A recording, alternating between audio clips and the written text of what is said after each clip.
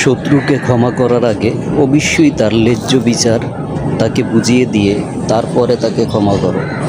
কারণ তুমি যদি তাকে বিচার না করে ক্ষমা করো, সে সুযোগ পেলে তোমাকে খুব কঠিন আকারে প্রতিশোধ নেবে।